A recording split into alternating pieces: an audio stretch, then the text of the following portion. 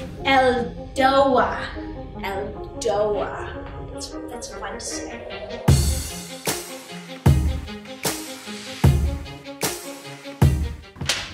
Okay.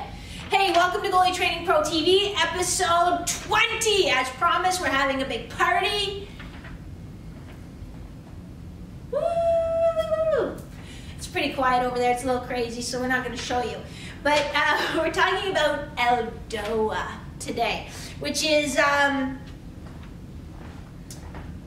of like voodoo magic, pretty much. But I think it has some really good value.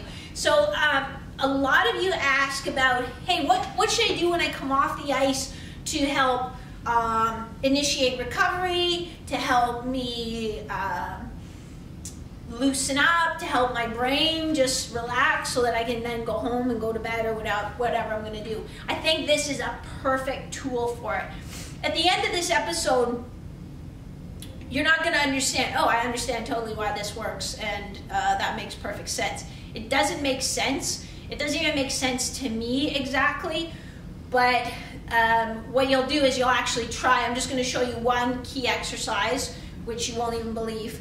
You're going to try it and you're going to be like, yeah, wow, I don't know why I feel the way I feel after just doing that, but I do. So I'm going to keep doing it.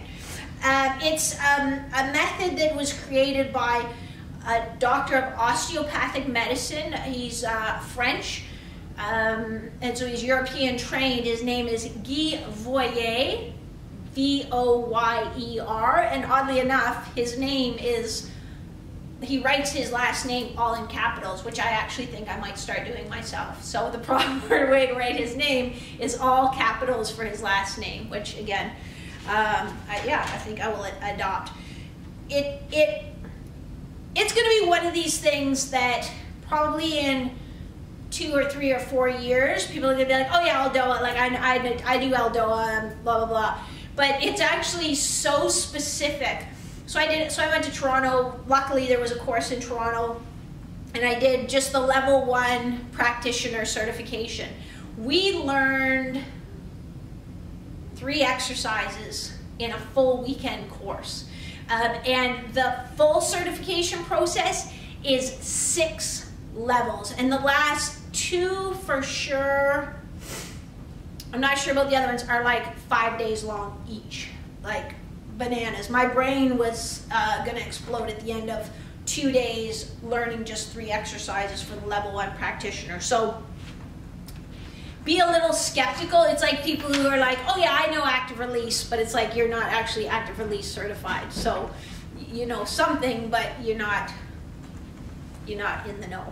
And then people say, well, what does ELDOA stand for? And it's a French acronym, but it translates in English to, it would translate to LOADS, L-O-A-D-S, which is longitudinal, osteoarticular, decoaptation stretching. You probably came up with that already yourself. Yeah, but anyway, just for the people who don't know what it is, that's what it is. So if we look at what, okay, so it's longitudinal, osteoarticular, so joints, longitudinal joints, decoaptation, which is a fancy French word apparently, for creating space, stretching. Okay, that makes sense. So, and then they describe it, or he describes it as a postural self-normalizing technique which aims to widen the space between a pair of joints. Oh, why didn't you say so in the first place? I think he got onto it because he got very interested in back pain. When he was doing a lot of his training 20 plus years ago, back pain was a big thing. It still is a huge thing. So he was really looking at, why do these people get back pain and how can we improve their back pain? So he came up with some methods. There was this type of decoaptation. And he found that his patients would come back and say, my back pain feels much better. And you know what? My asthma has, improved. Now again, there's clinical asthma and then there's like having trouble getting air. So it's not that he's curing asthma, but he's improving their ability to breathe. Things like that. And so he saw a lot of the causes of back pain is coming from irritation between two vertebrae. And so how can he create that space? And then it goes on to talk a lot about the nerve roots that come out from our spine. So our spinal cord runs down the center of our spine, and then these nerve roots come out, and those nerve roots can have an impact on different parts of our body, our liver, our kidneys, our diaphragm. And so if they're getting a little bit compressed, it could compromise some of the input that's going to those organs on the outside. So that's why he thinks he's coming up with some of these extraneous benefits. Again, a little bit voodoo magic. You probably know me well enough to know that I'm not super woo-woo about it. One of the things they said was, oh, you know, and after you do this, you probably notice a way better sense of well-being. And maybe some of you will. I have a pretty good sense of well-being all the time, so I still felt good. What I noticed was my hips and my body did feel like they moved way more unrestricted. So it's not when I walk, I'm like, oh, I'm so stiff, but after using these techniques, it's like, wow, I feel really, really loose. And then I also really felt an impact in my breathing. Like I could just breathe in air, you know, all day long without like, you know, running out of room like I often feel when I try to take a full breath. So very cool. He also looks at the spine, you know, so for those of you who've had back pain, you know, when I had my back pain almost a year ago, and so, you know, yeah, I just didn't get better. I got sent for an MRI. Well, they did an MRI like right here, like looking just right where it hurts. But he looks at the spine, everything from my skull right down to my tailbone, and looking at how we can sort of take pressure off there, which again I think is a really good technique. And I've used these, continue to use these exercises to help my back feel better, and I think it does. So very, very cool. I see it, from my eyes, I see it as a mobility exercise because it is a stretch, but it's also a strength because we're using isometric actions. And it's, again, it seems weird. It's almost like pulling yourself up by your bootstraps, but you can lengthen yourself out and generate tension in that lengthening contraction. So pretty cool. I like, you've probably heard me mention the name Thomas Myers before. He's the guy that turned me on to fascia, and that was probably 8 or 9 years ago. And actually, Brad Guy, the best physiotherapist in the world, who's right over there, he and I went to New York City to take a course and from Thomas Myers to learn about fascia. Now, Thomas's approach at that time anyway was more hands-on. So we were in a room with soft tissue workers, and then Brian Guy, the physiotherapist, and I was the only strength coach there, but all the techniques were hands-on. So it was interesting, and I learned a ton, but it's a little hard too to, you know, stop an athlete in the middle of their workout and be like, okay, I'm just gonna massage your fascia down here. You know, it's like kind of a little weird. So this ELDOA is a little more movement based, so that's a little difference. So the goals of ELDOA: create more space between the vertebra. If we create more space between the vertebra, we also create more space for the discs so they're not getting as squished. Trying to decompress those nerves that come out between the vertebra. Improving proprioception of the vertebral segment. So proprioception is, it's actually by definition impulses that just go back to the central nervous system in the brain, giving feedback about a joint's position in space. So, you know, again, making us aware. And when you see me do the exercise, I'll say, you know, and then you're going to keep reaching and keep reaching. You'll realize, wow, I felt like I was reaching as hard as I could, but when you cued me, you know, I felt I could reach more. Improve your proprioceptive, your awareness of your spine position, and hydrate the discs. So if we can decompress the discs, we can get them a little bit more hydrated, and again, not so squished. It was cool because, again, just going back to when having my back pain, and I had one of our clients is actually one of my mentors, one of my heroes. His name's Dr. Peter Fowler, but he's a knee surgeon, but I had him look at my MRI, and he said, you know, well, yeah, if that disc is compressed or there's a bit of an end plate fracture that decreases that space, then the facet joints are going to sit on each other too, and, you know, kind of rub, and over time build up some arthritis. So if you know, if we can't get that space back, there's nothing we can do that's going to stop that wear and tear on the facet joints as well. So it was like, oh great, excellent. Contraindications. So that means you probably don't want to do this if you've had spinal fusions. I don't know that they still do Harrington rods anymore, but back in the day, people had scoliosis. They would, if they had really bad scoliosis, they would put in some rods. If they've done hip replacement, just on the hip ELDOAs in the early going, because some of the positions you are not supposed to be in early on. If you have acute inflammation. So if you just hurt your back, ding-donged your back, don't start going and trying to do ELDOAs. If you're pregnant, hey, how's it going? Well, come on in. Ladies and gentlemen, get like a snowly.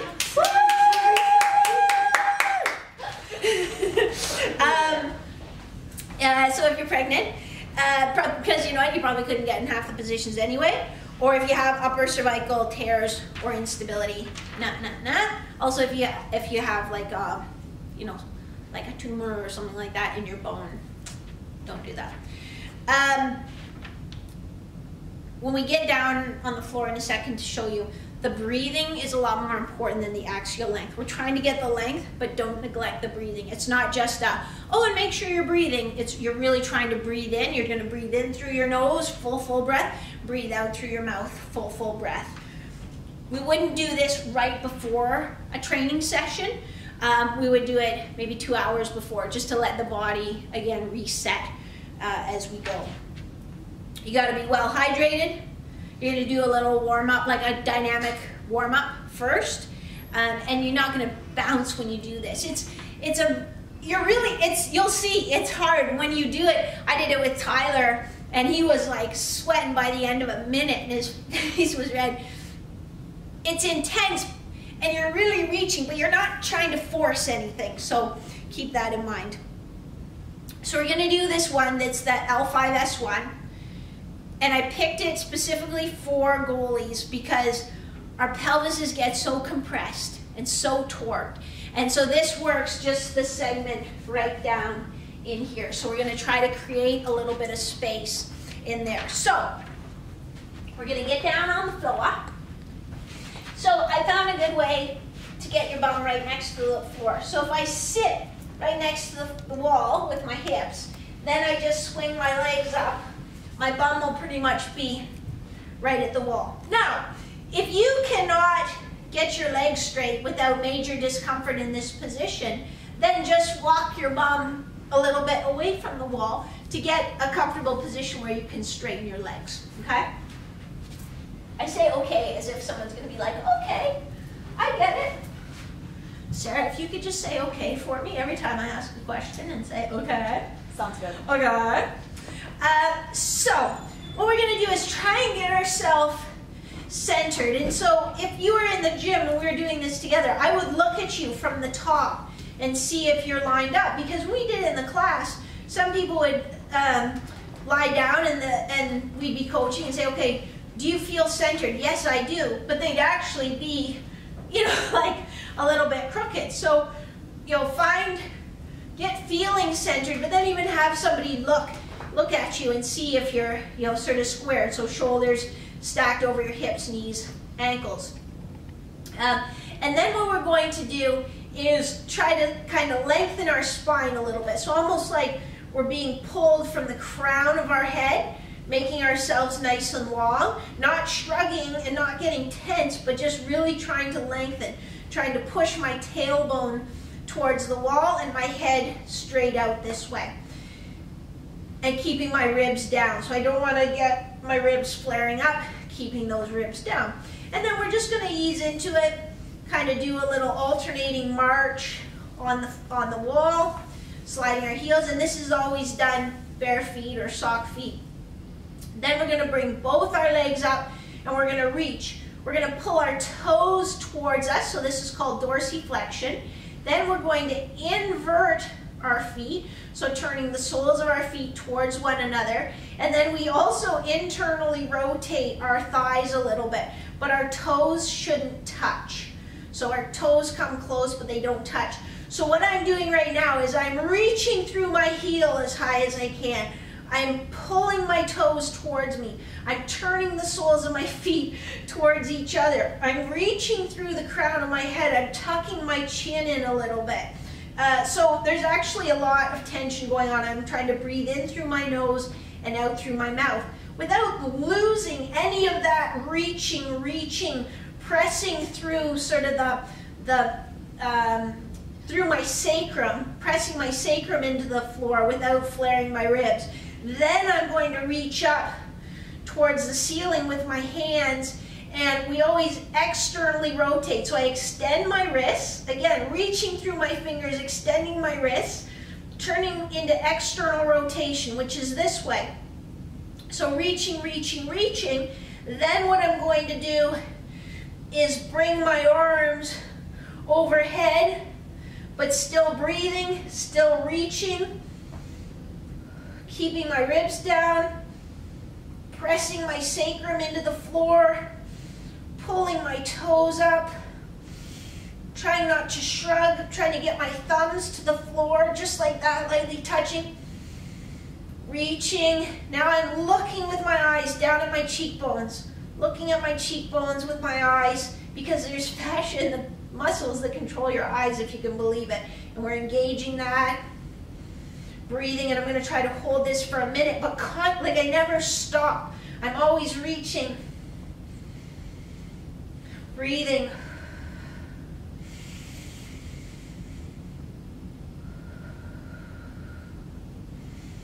And then when I'm finished, I'm going to release one arm at a time. So I'm just releasing my arms. Now I'm just releasing my legs.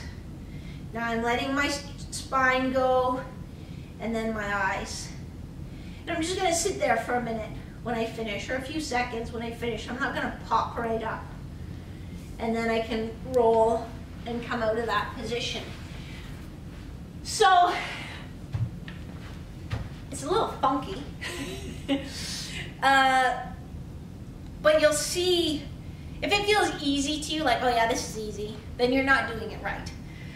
You have to actively engage in reaching, in breathing, in opening your hand, in reaching with your fingers. And then pay a little attention to how you feel after. I think a good thing would be, before you do it, make a little mental, hey, just walk back and forth through the room a couple times. How does that feel? Maybe come down and do a little, deep squat a couple times. Okay, well, what does that feel like? Take in a deep breath as far as you can through your nose, out through your mouth, and then do it. And just see for yourself, how does it feel? What feels better? At the very, very least, just the focused breathing is going to help your body recover after you come off the ice. That's just physiological. It gets you out of that fight or flight and takes you into a recovery. So if for nothing else, that's a huge benefit. Let me just see. Yeah, don't shrug when you reach overhead. So again, it's not a competition. It's just, but you're just constantly trying to reach and reach through it, but not like getting anxious about it. Breathe. Don't panic about it. Yeah, release one segment at a time. Arms, legs, torso, then eyes. But looking at your cheeks is a really important part of it. Some people in our course felt a little woo-woo looking at their cheeks. Now there was an explanation like, oh, well, that fascia pulls on your something and makes you woo-woo. But just yeah, and so they're just like, yeah, if you it's just like seems like a little too much overload, then just bring your eyes up and relax and it'll be fine. But which again, you're like, oh my gosh, this is crazy. But it's true. There's a lot going on. Yeah, that's all I had. So, the last bit I had was just, is it decoaptation? Are we creating the length? I don't know, and I haven't seen research on it. When we did it, we would put our hands on and sort of feel like in between the segments and be like, yeah, like I feel it, but I don't know. But is it maybe like stimulating some of the fascia and even at very least teaching you to be long again, not to be compressed? I think that has tremendous value. Is there a nervous system input to lengthening in that way? Absolutely there is. You know, even our nerves getting into those extended positions, our fascia and our nerves are getting some kind of input. Fascia is very dense in sensory nerves. So if we can feed some information into them, you know, that tells our body about how we're positioned in space, how we're moving, when I tighten this muscle, what happens, that really has huge benefit too.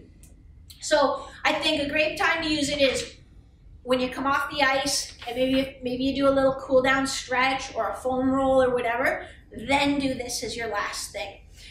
They suggest you use this one before you go to bed. Is just kind of a bring you down, which I think is a great idea, and also take some of the pressure off your spine again, get your spine a little more hydrated, a little lengthened. And we will use it this summer probably at the end of our workouts as just a final thing to wrap it up. So that's what I learned about the ELDOA. It's the thing, like ELDOA, Postural Restoration Institute stuff that I've shared with you, which is the asymmetrical stuff. We do this one on one side and this on the other side.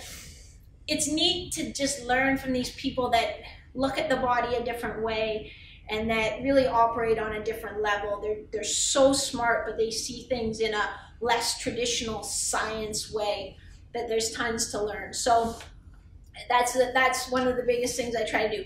Keep an open mind, because if we do what we've always done, we'll get what we've always gotten. And hey, that's not bad either. We're doing pretty well, but let's look if we can find a little way to make it even better. I think this ELDOA has tremendous benefits for goalies. So do me a favor, make sure you try it, please. And then let me know how it feels. This is Maria from Goalie Training Pro TV, episode 20. See you.